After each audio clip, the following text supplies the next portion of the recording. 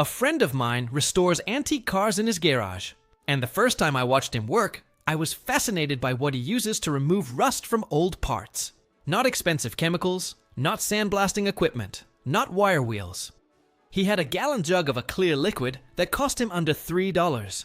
He dunked a rusted out bolt into it, went to make coffee, came back an hour later, and pulled out a bolt that looked nearly factory new. The rust was gone.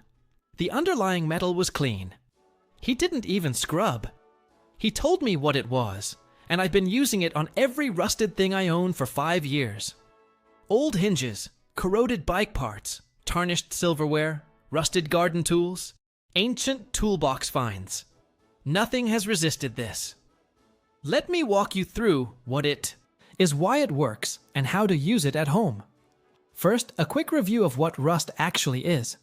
Rust forms when iron or steel, which is mostly iron, reacts with oxygen in the presence of moisture. The chemical reaction produces iron oxide, which is the flaky orange-brown stuff we call rust. Unlike many materials where the damage stops at the surface, rust actually consumes the metal underneath. The iron in the metal gets converted to iron oxide, which takes up more volume than the original iron, so the rust swells outward while the metal beneath gets thinner.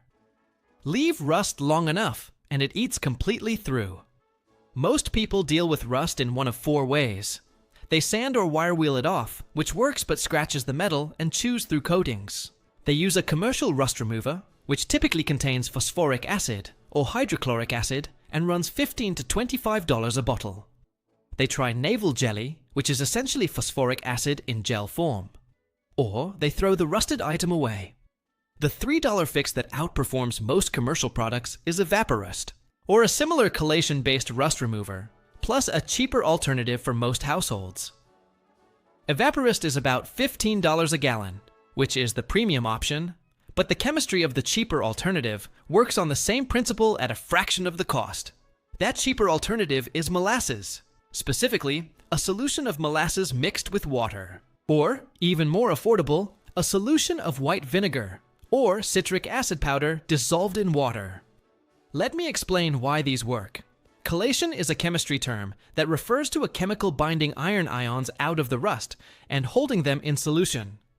Commercial chelation-based rust removers like Evaporust are water-soluble, non-acidic, and non-toxic. They dissolve the iron oxide, but don't attack the underlying metal. Molasses, surprisingly, contains natural chelating agents, and when diluted in water, it dissolves rust over the course of a few weeks. Vinegar and citric acid work through a mild acid dissolution. Acid reacts with iron oxide to form water-soluble iron salts, which is how the rust comes off. White vinegar is cheap, common, and effective over 1 to 2 days. Citric acid powder is even more effective, working in hours, and costs about $5 for a pound that treats many items. Here's what you need. For the affordable route, a gallon of white vinegar, $3. Or a pound of citric acid powder, $5. Available at hardware stores, grocery stores, or home brewing suppliers. A plastic bucket or tub large enough to submerge the item. Rubber gloves. A wire brush or scrub pad. Clean rags.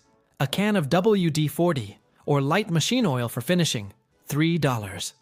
For the convenience route, a gallon of Evaporust, about $15 to $20, which is reusable. Step 1. Disassemble what you can. If you're restoring a tool with wooden handles, remove the handles before soaking. Acid or molasses soaking won't immediately destroy wood, but prolonged contact isn't ideal. Step 2. Clean the item. Wash off any loose dirt or grease. Oil or grease on rust prevents the treatment from reaching the surface. A quick soap and water wash, followed by drying, is fine. Step 3. Prepare your soaking solution. For vinegar, use it full strength, straight from the bottle. For citric acid, dissolve about 3 tablespoons per quart of warm water, or a heaping cup per gallon. For molasses, mix 1 part molasses to 9 parts water, though this takes much longer to work. Evaporust comes ready to use. Step 4. Submerge the rusted item fully. Make sure every rusted surface is covered. For awkward shapes, you may need to tilt or rotate the item periodically, or use a deeper container. Step 5. Wait. Soaking times vary by solution, and by how much rust is present. Citric acid works fastest, typically a few hours to overnight. Vinegar works in 12 to 48 hours. Evaporist works in 4 to 12 hours for most items. Molasses is the slowest, taking 1 to 3 weeks for heavy rust. Check every few hours to assess progress. When the rust has visibly dissolved or loosened, the soak is done. Step 6. Remove the item and scrub with a wire brush or scouring pad. Most of the rust will wipe off easily. Any remaining deposits can be scrubbed free. If there's still significant rust, return the item to the solution for more soak time. Step 7. Rinse thoroughly with clean water. Immediate rinsing is critical, because any remaining acid or solution will continue to etch the metal over time. For Evaporist, a simple water rinse is all you need. For vinegar or citric acid, some people follow with a rinse of baking soda dissolved in water to neutralize any remaining acid. Step 8. Dry immediately and completely. Bare steel that's just been derusted will flash rust within hours if left wet. Towel dry, then use a hair dryer, or put the item in the sun for 30 minutes to ensure it's bone dry. Step 9. Oil or seal the metal. This is critical. As soon as the metal is dry, coat it with a thin layer of WD-40, light machine oil, or a rust-preventive spray. For items that will be used or handled, follow with a light grease on moving parts. For items that will be displayed or stored, a rust-preventive wax or spray like BoShield T9 provides long-term protection. Without this step, the freshly cleaned metal will rust again quickly. Step 10. Reassemble or return to service. Total cost for a weekend of rust restoration on a pile of rusty items, typically under $10 of materials. Compared to professional restoration, which can run hundreds of dollars for even a single antique item. Compared to replacement, which often isn't an option for unique or sentimental items. Now, some real-world applications. For rusted tools in a toolbox, dunk them one at a time. In a tall container of citric acid solution, 1 hour to overnight depending on rust severity, then scrub, rinse, dry, oil. A whole toolbox can be restored in a weekend. For a rusty bicycle chain, soak it in a container of citric acid solution for a few hours. Scrub with a brush, rinse, dry, lubricate with bicycle chain oil, and it runs like new. For rusty garden tools, the process is similar. The result is tools that cut cleaner, look better, and last longer. For rust-seized bolts and screws that you can't easily disassemble, soak the entire assembly in the solution if possible, or apply a rust-removing gel made by thickening citric acid with a small amount of xanthan gum, which you can buy at grocery stores. The gel stays in place on vertical or inverted surfaces. For tarnished silverware, citric acid works but is often overkill. Baking soda and aluminum foil in hot water is a better traditional approach for tarnish, which is silver oxide rather than iron oxide. For cast iron cookware, like a skillet that's gone rusty, soak in vinegar for an hour. Scrub with steel wool. Rinse. Dry. In the oven at low heat, then reseason with oil baked in at high heat. Rust is not the end of a cast iron pan. For chrome items like bumpers or bathroom fixtures, use aluminum foil scrunched into a ball and dipped in water or Coca-Cola. Scrub gently. The aluminum reacts with iron oxide and lifts it off without damaging the chrome plating. Not for heavy rust, but great for surface oxidation on chrome. A few honest notes. The DIY acid solutions work well for most items, but they do remove a tiny amount of base metal along with the rust. For items where precise dimensions matter, like machined parts or antique firearms, use Evaporist instead, which is selective for rust and doesn't etch the base metal. Deeply rusted items may have pitting. Pitting is where rust has consumed the metal below the surface, leaving small craters. Rust removal cleans out the pits but doesn't fill them.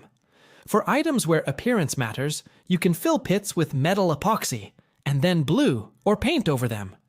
Don't rust-treat sentimental items with deep personal value without thinking through the process. Some antiques are worth more with the natural patina they've accumulated, and aggressive restoration can actually reduce their value. For anything that might be valuable, consult a specialist before stripping the rust. For extremely heavy rust scale on large objects, a sandblaster or wire wheel may be more practical than a soak. But for the majority of household rust problems, soaking is the easiest, gentlest, and cheapest approach. One more thing. For ongoing rust prevention on items that live outdoors or in moist environments, a yearly light coat of rust-preventive oil or wax extends their life indefinitely. A can of spray-on rust preventive like Fluid Film or BoShield T9, at about $15, protects dozens of items for years. The economic comparison is clear. $3 to $5 of DIY materials versus $15 to $20 for commercial rust remover versus hundreds of dollars for professional restoration versus the cost of replacement. For the vast majority of household and workshop rust problems, the DIY approach wins decisively. And there's something deeply satisfying about pulling a rusted, ruined-looking item out of a cheap soak and seeing it come back to life. It feels like time travel. You're reversing years of neglect in a matter of hours, for pocket change. Once you've done it a few times, you'll start looking at rusty things at yard sales and flea markets with fresh eyes. That 50-cent rusty plane is now a $100 usable tool.